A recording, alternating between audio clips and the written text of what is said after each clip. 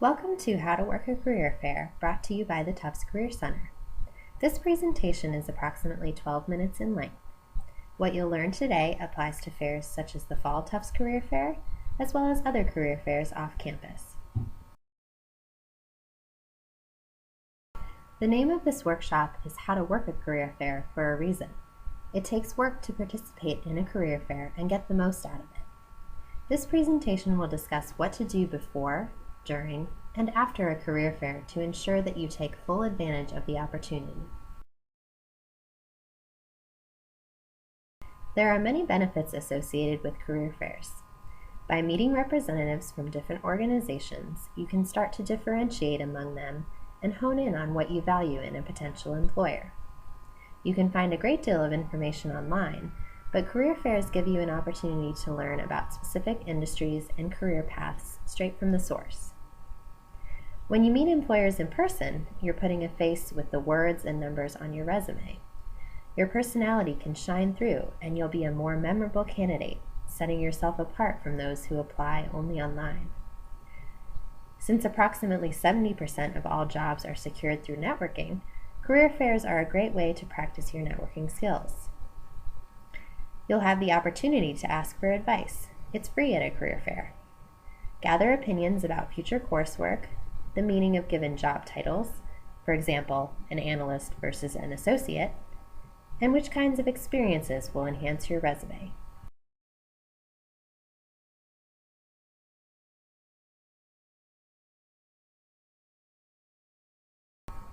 So what do you need to do to get ready for a career fair? Get the details.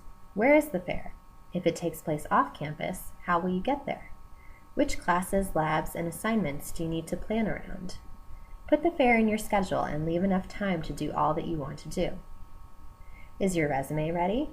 This means a one-page resume for most students. Have you had it reviewed by someone at the Career Center? While you'll need to bring plenty of paper copies with you, you should know that some companies will ask you to submit an electronic version of your resume into their applicant tracking system. You should have a business-appropriate outfit to wear. This means no jeans or workout clothes, ironed, collared shirts for men, and business skirts or nice pants with modest shirts for women. You should look like you're planning to meet with employers, not that you walked in as an afterthought. Bring a portfolio or folder to keep the literature and business cards you collect.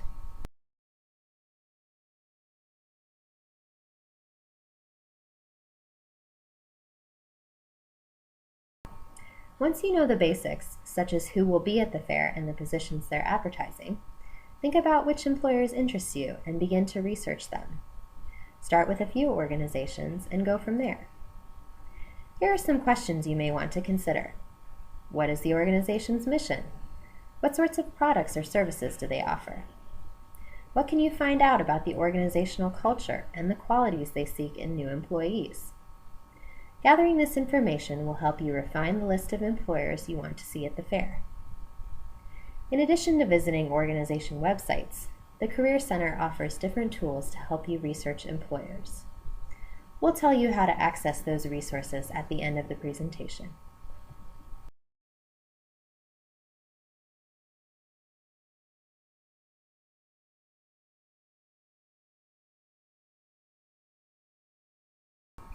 Use your research to prepare intelligent questions for the employers.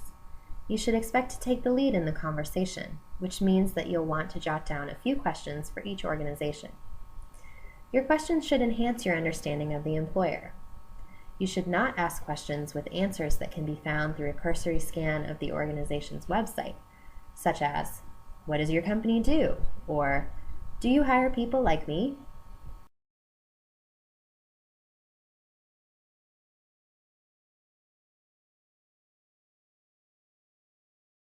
Okay, now that you have your list of employers, some notes about each, and questions to ask, you can develop a plan of attack for the career fair. Some career fairs host a few dozen employers, while others, like the Fall Tufts Career Fair, could have as many as 100. Decide how you will approach the day. You won't want to visit every booth. This would be very time-consuming and, as you'll learn from your research, not all companies will be hiring people with your background. If a map of the fair is available, locate the companies you plan to see. Don't go to your #1 employer first. Instead, warm up by practicing with another organization.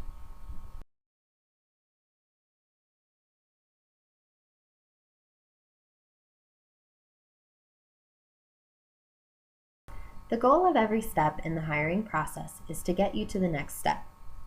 With career fairs, you may be collecting information to help you evaluate your options, such as which kinds of companies or job titles you want to pursue. You may be trying to get the companies to be interested in you as a potential employee and move you to their next step. At Tufts career fairs, some companies may ask you to sign up for on-campus interviews, while other companies may send their favorite resumes to hiring managers within the company. For career fairs off campus, you may be asked to submit your resume prior to the fair and be pre-selected for interviews at or directly after the fair. As a result of any career fair, you may also be contacted for a phone interview. To get to the next stage in the process, you want to show the employer you are a good match for their company.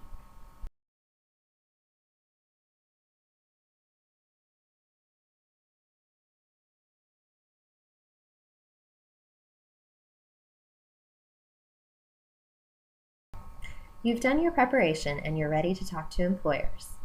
You want to make it easy for the recruiter to see that your knowledge, skills, experience, and personality are a match for the company's requirements and culture. The better you understand what the company needs, the better you can tailor the comments you make to show the bridge between your background and their needs.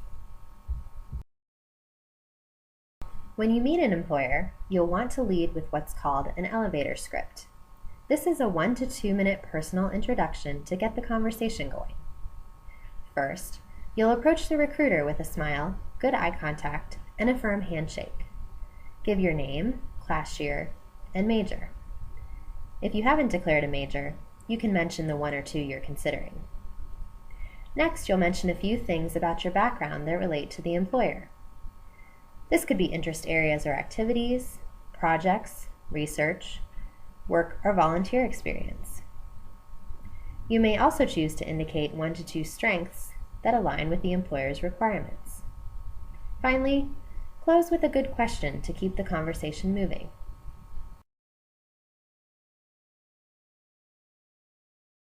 Here's an example of an elevator script. Hi, it's nice to meet you. I'm Marie Andrews. I'm a junior majoring in economics with a minor in computer science. I was researching your company, and I'm really interested in your internship program because it sounds like I'll be able to run events for large groups. This is something I've done in my role as president of a campus organization, so I'm looking forward to strengthening my budgeting and program planning skills. I'm also doing a research project for one of my courses this semester, and I'll be using Excel to model my data set, which is something I could bring to this position.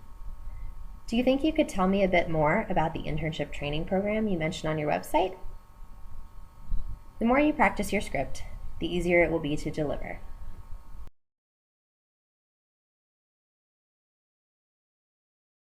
Here are some do's and don'ts for career fairs. Do be assertive, not aggressive, friendly, enthusiastic, and authentic. Practice the big smile, firm handshake, and the ability to chat with strangers. Ask a friend to listen to your elevator script and provide feedback. Do remember that eye contact is very important. Do realize that you are not at the career fair alone. If there is a line of people waiting to talk to an employer, listen to the recruiter as they speak to others. Take a couple of minutes to talk with the employer when it's your turn, and if the conversation is going well and there are students waiting, offer to come back. Just remember to go back if you said you would. Do be sure to know why you're at each and every booth you visit.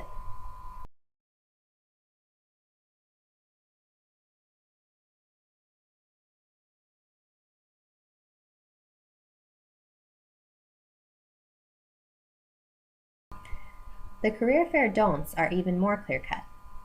Don't miss the opportunity to let an employer see that there is more to you than a resume. This means tailoring your elevator script and preparing good questions, as we've discussed. You want to get your document out of the big stack of resumes and into the smaller pile that moves to the next step. Don't approach an employer without a plan. If you don't feel ready to speak to a particular company, don't let them know that. Listen as the recruiters talk to other students. Take their literature, walk away and skim it, and come back when you can speak more intelligently. Don't monopolize a recruiter's time. Rather than helping you stand out, this will make you look pushy. Don't enter a booth just for their free giveaway. Don't try to go to every booth. Employers can see that you're not a serious career fair attendee if they watch you go to every single booth. This will indicate you don't have a plan. From an employer's point of view, the two biggest don'ts are asking, "What does your company do?" and "Do you have jobs for people like me?"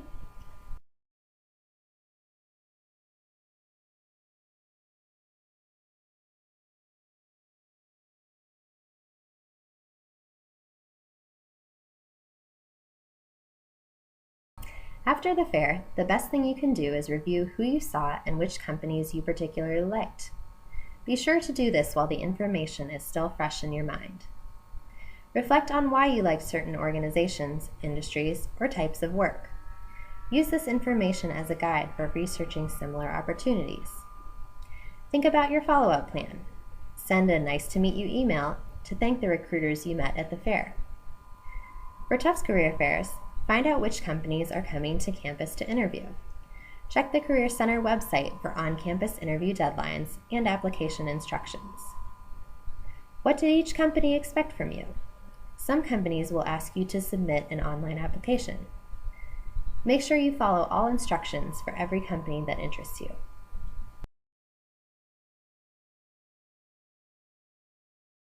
One good suggestion is to start a spreadsheet that tracks your job search from the career fair right through to being hired. A spreadsheet can keep you organized and allow you to measure your progress. One example of such a spreadsheet is shown here.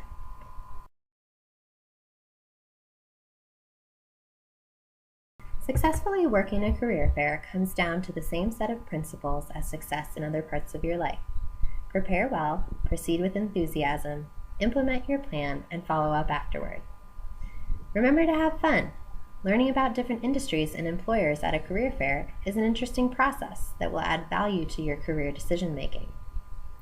Finally, review the resources in the attachment section of this presentation for information about researching employers, a sample spreadsheet for staying organized, a career fair checklist, and more. We look forward to seeing you at a future career fair.